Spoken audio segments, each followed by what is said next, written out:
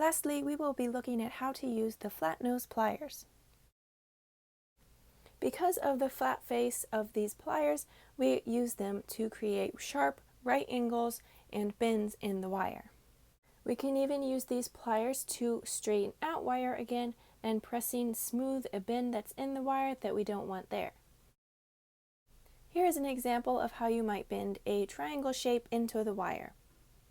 Placing the wire in the same depth into the pliers every time you bend helps to keep the sides all equal in length in whatever shape you're creating.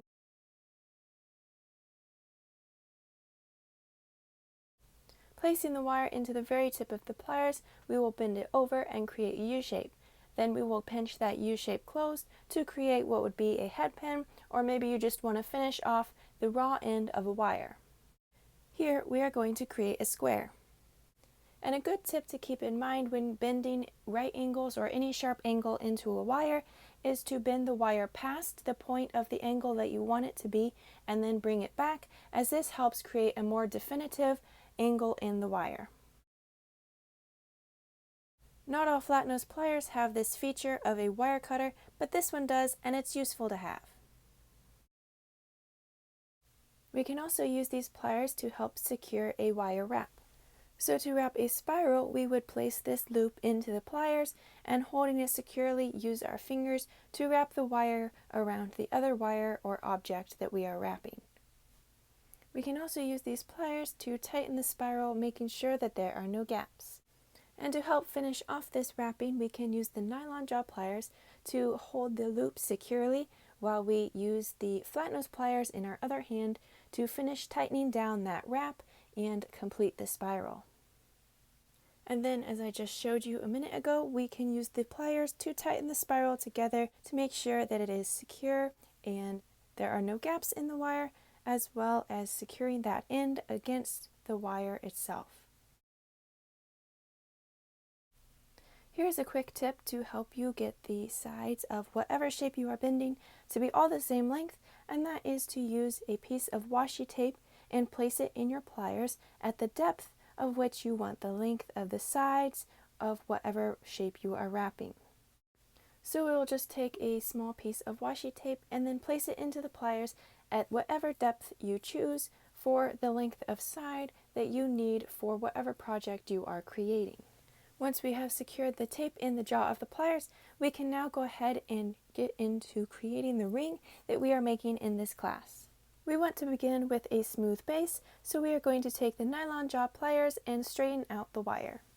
To begin creating the ring itself, we are going to start by creating the square.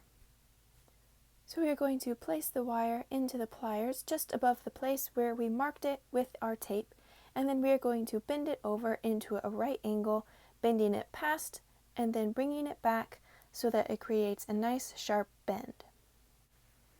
After creating this first bend, we will again place the wire in the same place in the pliers just above the tape and create another bend in the wire to create our square, and continuing around, bending the wire, holding it in the same place above the tape as we did before until we have all four sides of the square. And on the last bend, we want to bend the long end of the wire underneath that short end. After tightening up the shape of the square, we will place it back in the pliers again to create a fifth bend in the wire that will wrap underneath that short end of the wire. Now that we have the square, we can go ahead and make what will become the band of the ring. Using the very tip of our pliers, we are going to hold the bottom wire, and in the very corner we are going to take the long end of the wire and bend it into a right angle, drawing it straight down, as this will be the band of the ring. With the long end of the wire straight down out from the square, we are going to wrap that short end of the wire around the band of the ring. We are going to use the nylon jaw pliers to hold the square so that it keeps its shape while we are bending that short end of the wire around the long end. So just using my fingers, I'm going to begin wrapping this short end of the wire around the long end of the wire.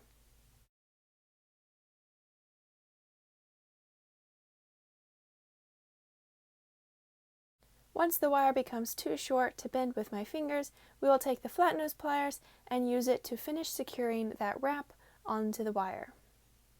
This 18 gauge brass wire is a bit stiffer to work with, so take your time as you create that wrap, making sure that you hold the wire firmly in your pliers so that your pliers do not slip as you twist the wire around. You could also use the pliers in the opposite way of which I am and hold the square with the flat nose pliers and use the nylon jaw pliers to wrap the wire. Having secured the main part of the wrap onto the wire, we want to finish it off by tightening the spiral together so that there are no gaps, and also to make sure that that end of the wire is pressed flat against the wire on which we were wrapping.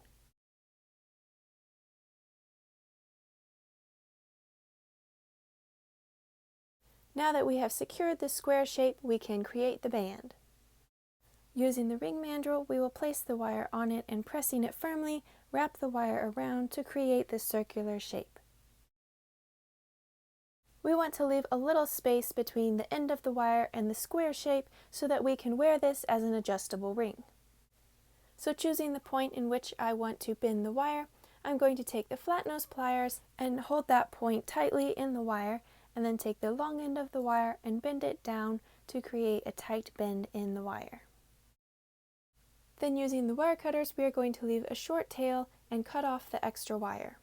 Then taking the flat nose pliers again, we will use them to secure and tighten that end of the wire.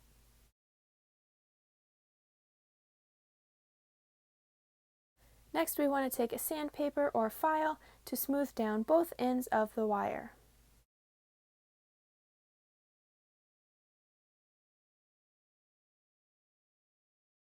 You can see that this side of the ring is a little bit more straight than we want it to be, so we will take the flat nose pliers and use them to curve that wire a little bit more to give it a more circular shape. And then turning the ring around, we will do the same thing on the other end of the wire so that both sides are matching. To wear this as an adjustable ring, we simply push the ends apart before squeezing this circle to be a smaller size, and we can wear it on a smaller finger. And of course, all we have to do to make the ring larger again is to pull the ends apart. I hope you enjoyed learning how to use your flat nose pliers to create this statement ring. Thanks so much for watching. I hope I'll see you in another class.